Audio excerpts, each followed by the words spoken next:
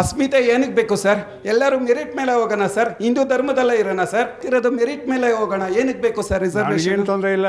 ನಾನು ಲೈಫ್ ತಗೊಂಡು ಯಾವ ರಿಸರ್ವೇಷನ್ ಮಾಡ್ಕೊಂಡಿಲ್ಲ ಸರ್. ವೀರಶೈವ ಲಿಂಗಾಯತ ಎರಡು ಪ್ರತ್ಯೇಕನ ಅಂತ ಆಯಾ ಗುಂಪಿನ ತಿಳ್ಕೊಂಡು 300 ವರ್ಷದಿಂದ ಹೀಗೆ ಬರ್ತಿದ್ದಾರೆ. ಅದನ್ನ ಕೂಡಿಸ್ಬೇಕನ್ನುವಂಥ ಎಲ್ಲ ಪ್ರಯತ್ನ ನಾಗರಿಕರೇ ಮಾಡಿದ್ದು. ಮಾಡಿದಾಗ ಕೂಡ ಪ್ರಯತ್ನ ಆಗಲಿಲ್ಲ. ಸೆಮ್ಯಾಟಿಕ್ ರಿಲಿಜನ್ಗಳು ಮತ್ತು ಭಾರತದಲ್ಲಿ ಹುಟ್ಟಿಕೊಂಡಂತಹ ಧರ್ಮಗಳಿಗೆ ವ್ಯತ್ಯಾಸ ಇದೆ. ಸೆಮ್ಯಾಟಿಕ್ ರಿಲಿಜನ್ ಮರುಭೂಮಿಯಲ್ಲಿ ಹುಟ್ಟಿದಂತಹ ಧರ್ಮಗಳು. ಜೈನರ ಬಗ್ಗೆ ಮಾತಾಡೋಣ, ಬುದ್ಧರ ಬಗ್ಗೆ ಮಾತಾಡೋದಿಲ್ಲ, ಸಿಖ್ಖರ ಬಗ್ಗೆ ಮಾತಾಡೋಣ. ಹೌದು. ಅವ್ರು ಯಾವ ಗ್ರಂಥ ಇದ್ದಾರೆ? ನೀವು ಕ್ರಿಶ್ಚಿಯನ್ರ ಮನುಷ್ಯರು ಬಿಟ್ಬಿಡಿ. ಜೈನರ ಸಿಖ್ಖರಿಗೊಂದು ಗುರುವಾಣಿ ಇದೆ. ಗುರುವಾಣಿ ಇದೆ ಸಿಖ್ಖರಿಗೆ. ನಿಮ್ಮನ್ನ ಕೇಳ್ತಾ ಇಲ್ರಿ? ಒಂದು ನಿಮಿಷ. ಸಿಖ್ಖರಿಗೊಂದು ಗುರುವಾಣಿ ಇದೆ ಸರ್.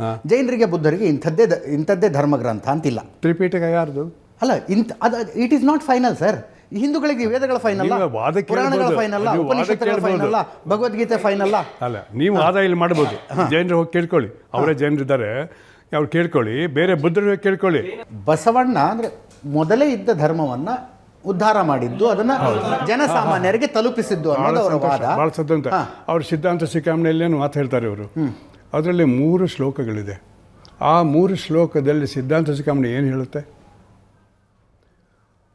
ವೀರಶೈವನಾದವನು ಒಂದು ಬೇರೆ ಇದೆ, 4ನೇದದು ಪಾಶುಪಥವನ್ನು ಪಾಲಿಸಬೇಕು ಅಂತಿದೆ.